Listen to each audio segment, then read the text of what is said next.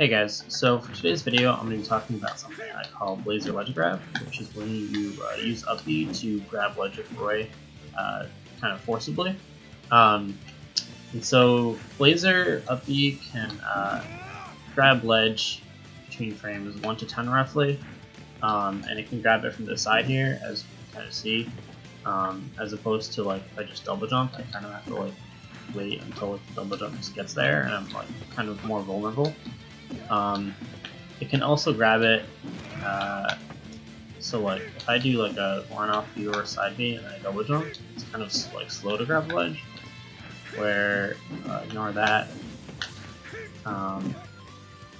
If I do a B over side B and then grab ledge with up B, I grab it much faster. And so there are a lot of little tricks like this where basically by being able to grab ledge when Roy wants, it can like speed up his edge guard motion. So let's say I'm like trying to do this, and then I realize that like my setup to do a double jump there isn't gonna work. Instead of committing to that, I can just re-grab ledge really quickly and then get back to the stage and start a ledge trap. Or maybe I do an off timing and then I do a drop thing there, like that, and grab ledge. So there's different options like that. You can really do. There's so many uses with this. I can do that. I can do a double jump back and then wave bounce the side B and then grab ledge again. I can do that where I do a ledge jump and then B over side B, go back, grab ledge, and then of course you can mix up and actually just like go back on stage as well. I can even just grab ledge like that. That's not necessarily the most useful thing, but like I can do a dropping fair and kind of cover right next to the stage, which sometimes if there's like items or other things that can sometimes be useful. It is risky, of course, because you're re-grabbing ledge, and a mix-up on that can be to then just hold down on your up B and not actually do the Blazer ledge re-grab. Part of why all this works is that normally when you like do a move, you can't just like grab ledge as you're like falling.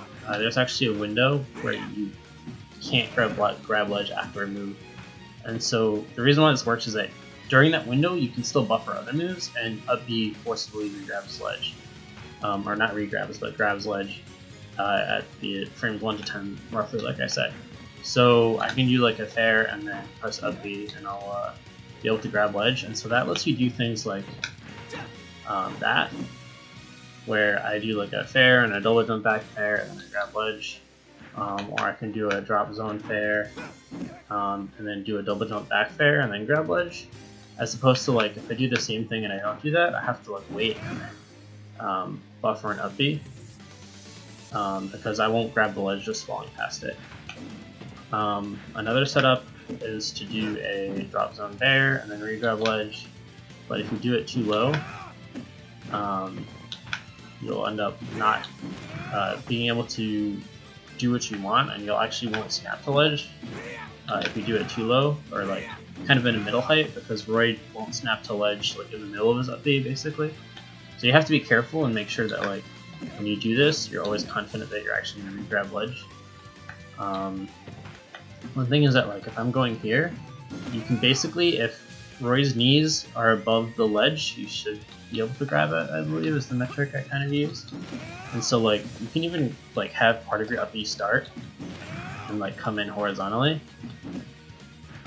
which like when you see the flame effect, that means in Hero Gohoa, that means he's like starting his up B. When Roy actually does his up B, he drifts. At the startup, he drifts in the direction that like he already had momentum in, and so that's why like at the beginning Roy can't grab the ledge because he's not close enough. But by the time he gets to like that frame 8, 9, 10, he'll have moved far enough that he'll actually maybe be able to reach the ledge. But also frame 9 is when the hitbox comes out. And so if you really want, you can even like time this so that your like invulnerability that wasn't it. Starts to come out like right before you grab ledge. I don't know how useful it is, but theoretically he does have one iframe on frame 9, and then obviously grabbing ledge gives you iframes. So there's a lot that you can do with this. I would just kind of recommend exploring it because I feel like you generally want setups to be able to use this. Like I can't just do anything I want and then kind of have it be useful. But I can't really list, or I guess I could kind of list every setup, but like there's just so many that like I think it's just up to you to be creative. So like there's another setup where like you jump and then you fast fall on fair and then do a double jump back fair. But usually the idea is that like you're in the lag of some move, like usually a fair because fair is really quick, or a bear, and then you re-grab the ledge. It can also be a side B as well, or aerial side B, because aerial side B has very little lag, and it can also just be like a mix up after a double jump, so that you don't go above this stage when you don't want to. And like the alternative would be to like wait and like space the double jump, but like that can be difficult, and it can kind of also be predictable with your timing. Because like the opponent will know, okay, well he doesn't want to double jump above the ledge, so he's gonna like space his double jump, or he's just gonna up B without using double jump. So this gives you like a weird kind of like quick mix up where you can just like grab ledge kind of whenever you want. So yeah, I'd recommend experimenting with that, and if you want examples, I'll post like a couple basic ones, but really this is kind of common enough with high level and top level Roys that if you watch these Roys play, especially at like locals or whatever, you should be seeing them use it. And so yeah, I won't include too many examples just because you can kind of find your own whatever, and it's very simple to implement, but it's something that like it's very useful, and so I recommend that you kind of like lab it out and make sure you're like using it where it could be useful, and kind of leveraging the power of it, if that makes sense. So with that, thanks for listening and watching, and have a good one.